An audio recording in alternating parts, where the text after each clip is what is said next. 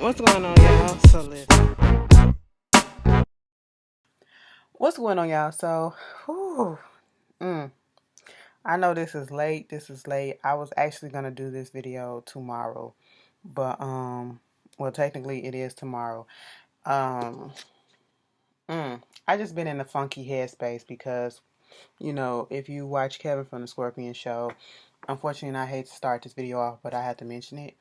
His mother has been dealing with the virus and they cleared her from it, but she just didn't make it. So she passed away, unfortunately.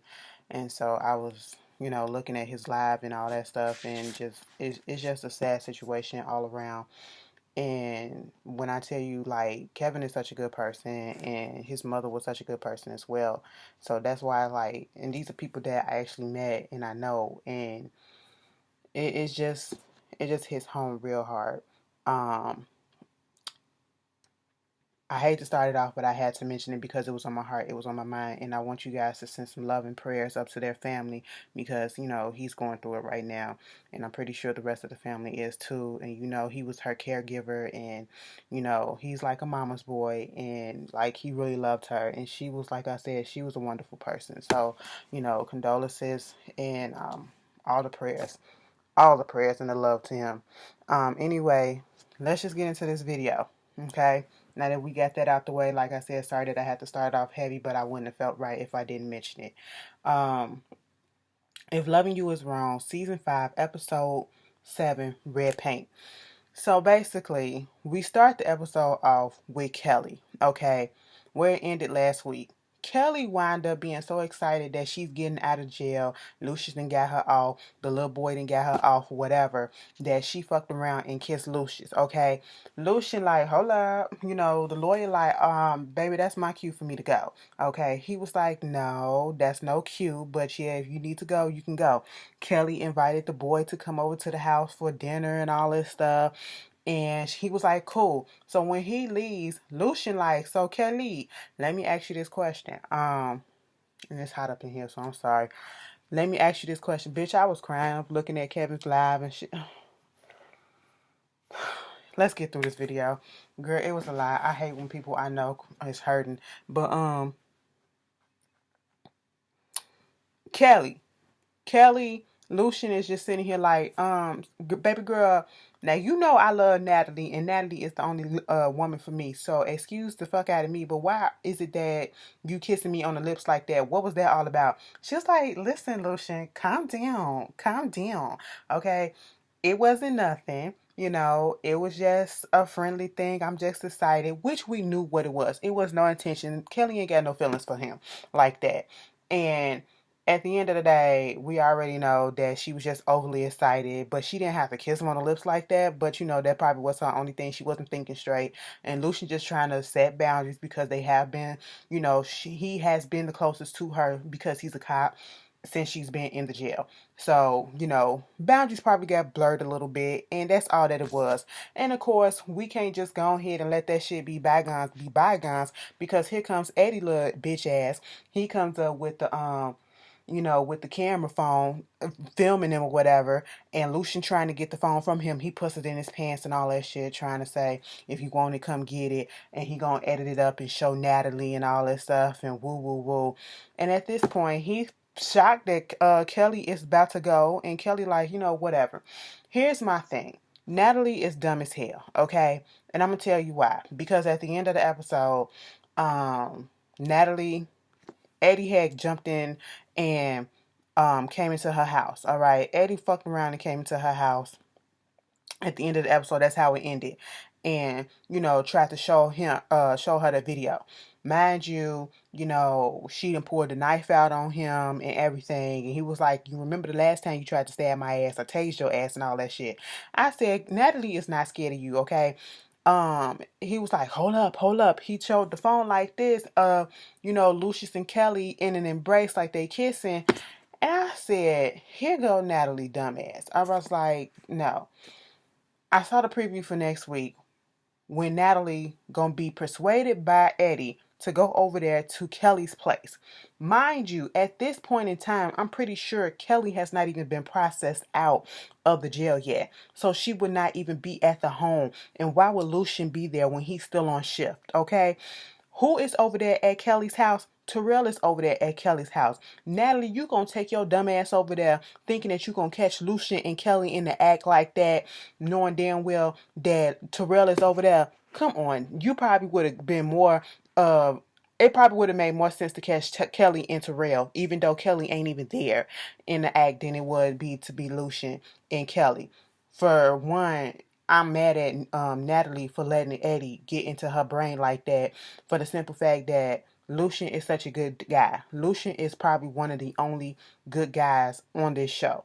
And you really don't know his character by now.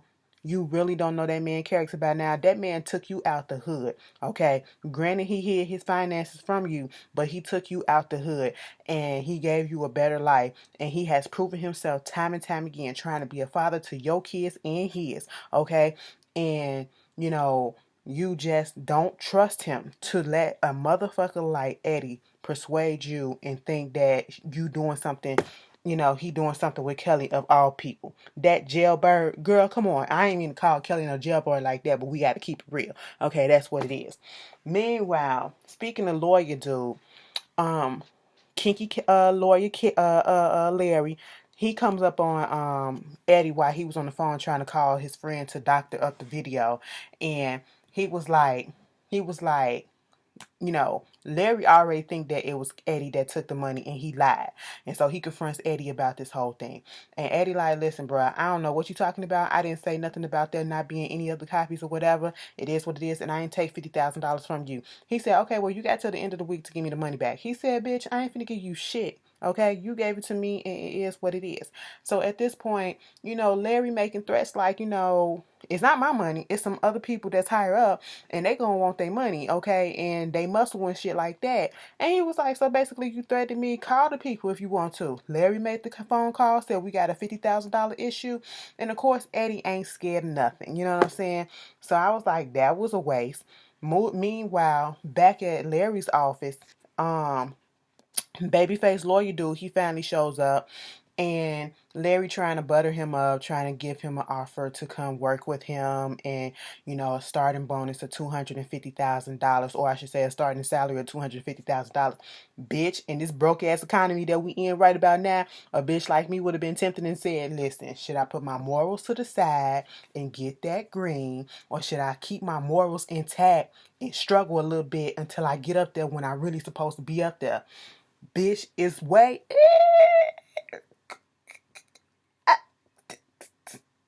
Girl, I wouldn't know. Okay? I would have been like, listen, what you need me to do?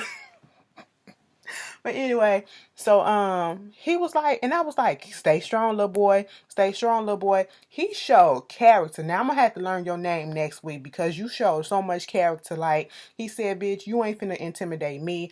You ain't finna throw the money at my face or whatever. We all need money and everything. We need to pay bills. We want good houses and stuff like that. Get our mamas and stuff, houses and cars and stuff like that. We want to do for our people. But what you're not gonna do is intimidate me. You're not gonna throw this in my face so that you can get information out of me. And then at this point, Larry just said, okay, fuck it. I ain't here really. I ain't really call your ass down here to give position. I just want to know how you get the information that you got on the church cases and them settlements and all that stuff. He said, I can't reveal those sources. I said, I know that's right. He said, listen, bruh. When Larry tried to bring up his schooling, he was like, your professor said, I talked to your professors and stuff like that. And he was like, okay, cool. And he was like, they said that you was a decent, okay, average student. He said, bitch, I was way above average, okay? Don't get it twisted. I said, you know what? You better say that shit, bitch, okay? Don't ever try to belittle me, okay? And Larry said, where you get the information from? Because if you don't tell me, I can make your life a living hell. I can sully your name. And little babyface got the fuck up and said, you do that and you have a good day. I said, all right, he didn't fold or anything. Okay, babyface, you good with me. Meanwhile, back in the neighborhood, what wound up happening in the neighborhood? um Bennett. Bennett and his wife, okay? Bennett and wife is sitting down there because I forgot her name. Girl, it's late. It's literally 3:25 in the morning. Bennett and his wife. She's sitting down there. They ate lunch together.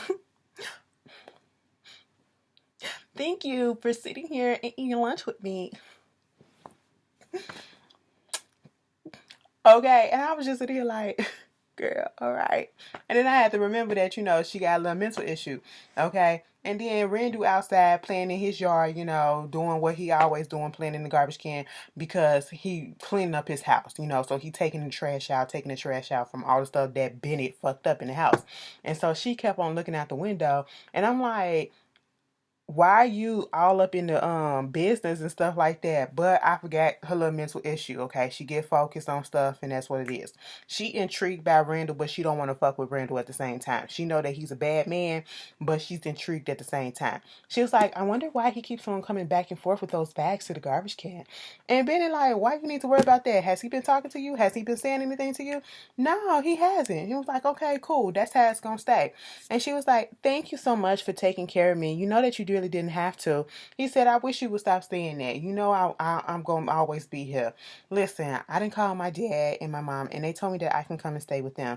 My dad already knows how much of a responsibility and a heartache it is, a hard work it is to, keep up with me. And he was like, listen, baby, we in this shit together, okay?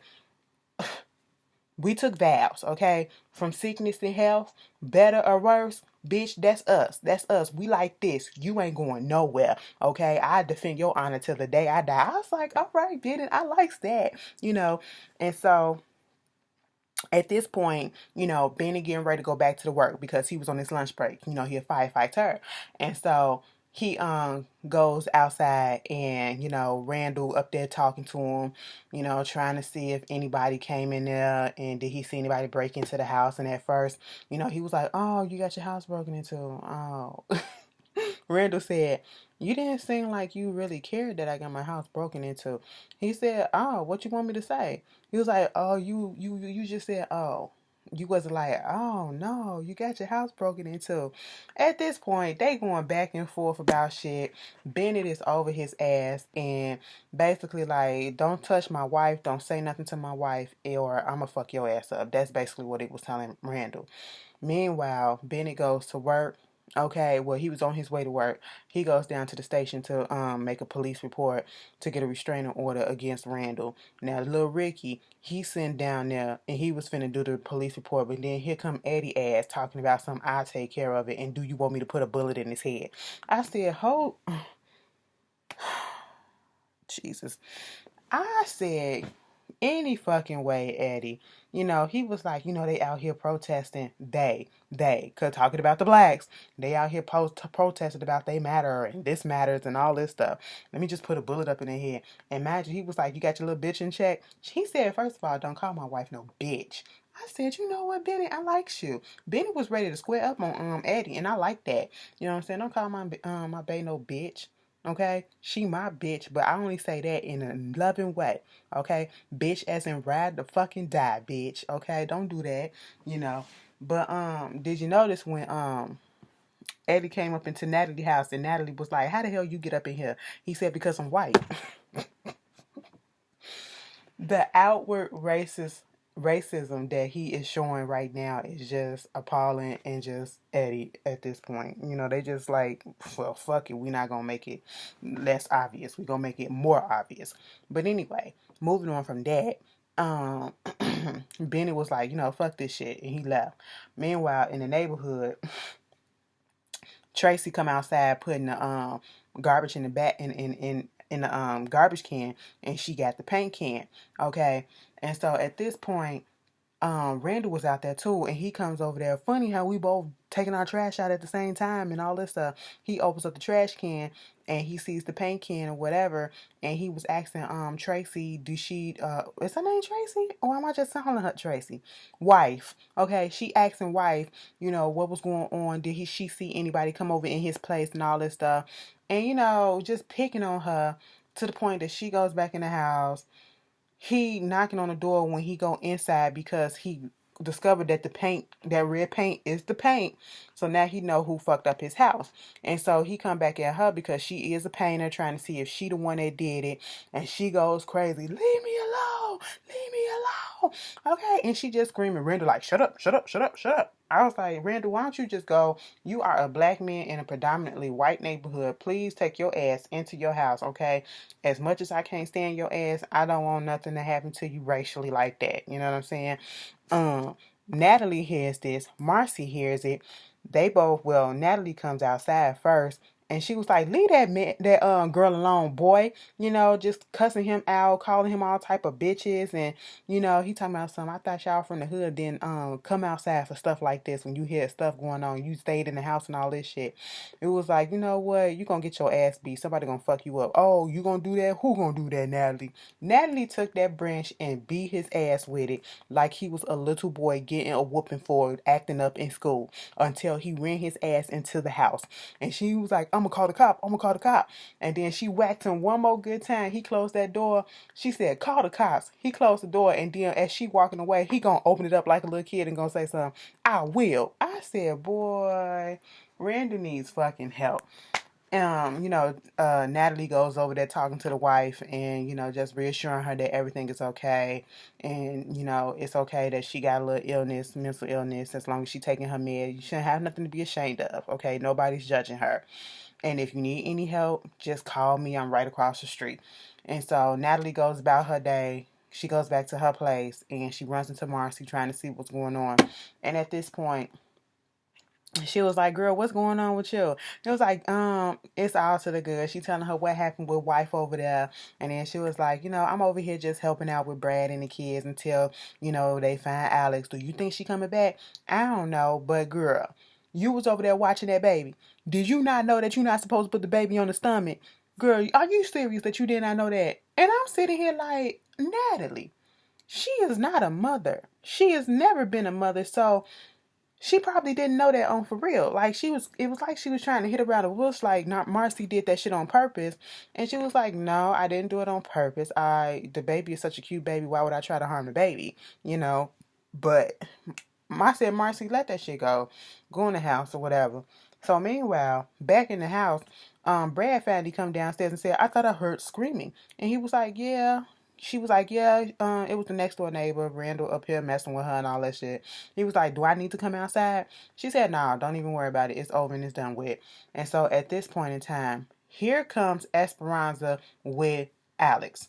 Now, what happened was Esperanza took Stevens all the way down to the bar to go get Alex. Mind you, the bartender, who is also Kyle from the Secret Service, crooked Secret Service dude from the Oval, Kyle, the gay boy. That's him with a beard. I said, boy, if you don't get out of here. He talking about here goes some coffee to sober your ass up because I don't want you making a mess in my bed and all this shit tonight. I said, you know. And so, of course, he asking who Brandel is and, who's the black guy that came up in here. Make sure he don't come back up in here because it ain't going to be good for him. I said that was a lot of racism that was in it if you didn't catch it because even Alex caught on to it. Basically, your kind is not welcome here. But Esperanza and Stevens come back. And, Stevens go over there to the bar. The bartender trying to ask him, do you want something to drink? Whatever you got to drink to be up in here. And he said, no, I don't. And he flashed his badge and said, okay, you can stay. Esperanza trying to convince Alex to go. And she finally did. They get back to the house.